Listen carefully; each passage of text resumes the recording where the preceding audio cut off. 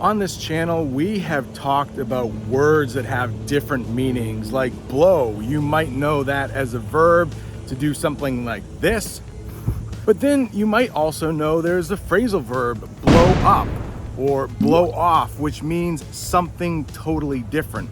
Well, in today's lesson, we are going to talk about words that look exactly the same. They are spelled the exact same way, but they're pronounced differently. Your first question might be why? Why does English have words that weird? My answer to you is I have no idea. If I had invented the English language, I would have done it differently, but that's the way it is. The good news is if you watch this lesson until the end, you will be able to use these words in your next English conversation. Let's talk about the first pair of words. When I say pair, I mean a group of two. The first pair of words is rebel and rebel. These two words have almost the same meaning, but when you use it as a verb and when you use it as a noun, they're pronounced differently. A rebel, it's a noun, it's a thing.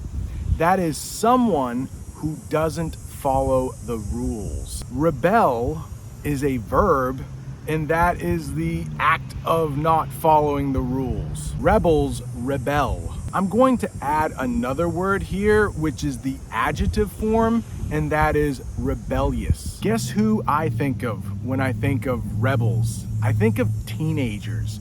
Anyone who has had a teenager knows they often don't like to follow the rules. When the teenager's father told him to clean up his room, he was a rebel and he said no. If you've ever seen the movie Star Wars and watched it in English, there are rebels in that movie. Those are people who do not want to follow the rules of the government. People like Darth Vader.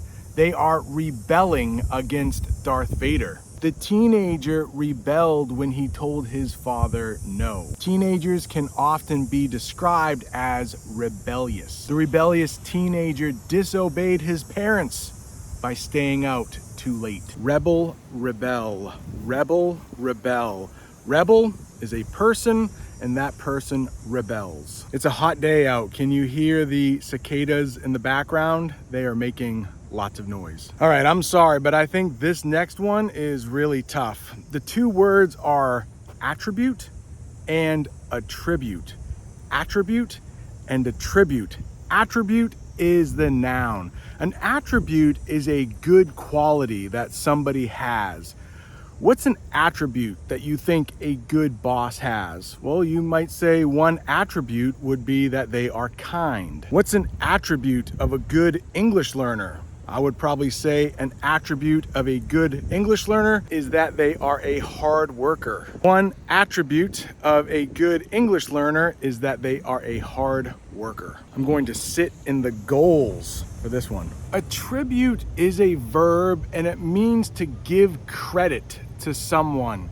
Like, let's say someone has become famous, maybe a movie star, and somebody might ask them, hey, who do you attribute your success to? Who do you give credit to? Who do you attribute your success to? And they might say, well, I attribute my success to my parents. To review, an attribute is a good quality. Attribute is a verb meaning you give credit to someone. You say they are the reason you are like how you are. A real quick shout out to Mode Eggs. He is a channel member and he had the idea for this lesson. If you would like to become a channel member, there is a link somewhere in the description. And you might ask, why do I want to become a channel member? Well, there are bonus English lessons for channel members and some other things, but you didn't click on this lesson to learn about being a channel member. You wanted to learn more English, so let's get back to the English. The next pair of words is complex and complex. Complex, complex. A complex is a group of buildings. I'm actually at a sporting complex right now. So I'm on the soccer field or the lacrosse field, I think over there. It's a baseball field. So when you hear the word complex, think of a group of buildings. There might be a military complex. A lot of buildings having something to do with the military. A college. I'm actually at a college right now. We probably wouldn't call that a complex. We'd probably call it a campus. Complex means difficult, hard to do, confusing.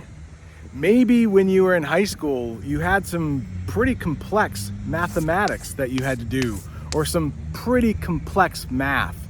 In the United States, we call it math, but if you ever go to the UK, you might hear them call that stuff maths. They add an S. It sounds very funny to me, but I'm sure to them, it doesn't sound actually too complex at all. It probably sounds pretty standard. Yeah, if I had to take a math class at this college, I would probably find it very complex. I'm at this sporting complex, and there's a shed that's open behind me, and it has some pretty expensive equipment, and nobody's actually watching this shed.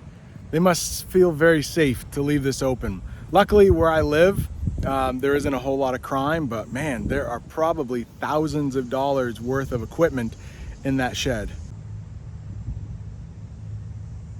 Complex, complex, complex, complex. Not easy to say, actually.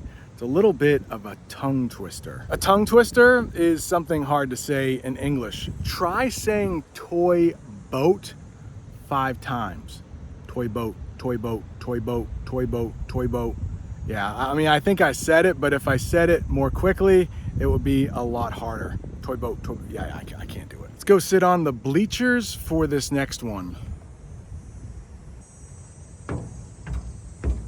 Conflict, conflict. Conflict, conflict. A conflict is a fight between 2 different groups or 2 different people. Yeah, last night I had a conflict with my wife.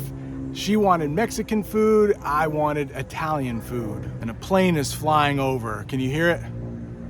Not sure, but conflicts can also be quite serious. It could be another word for war. But conflict is a verb. It's something that happens. You will often hear something conflicting with somebody's schedule. Let's say a person has 2 meetings scheduled at the same time. You might hear them say, "Oh, I can't do that meeting because it conflicts with my schedule." Whew. Let's get off these bleachers. It's hot up here. Conflict, conflict.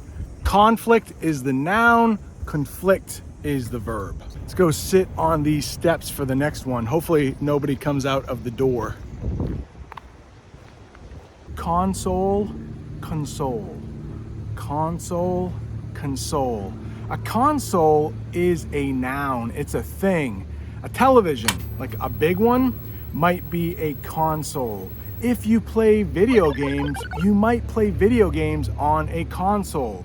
An Xbox or PlayStation, those are called consoles. The screen that you use with a computer, you might also call that a console. But to console somebody means to make them feel better. Maybe your best friend is crying for some reason. You could go over to console them. Try to make them feel better. If you want to keep learning English, right up there is another lesson I did on confusing words. Words like apathy, sympathy, empathy. Thanks for watching. See you next time.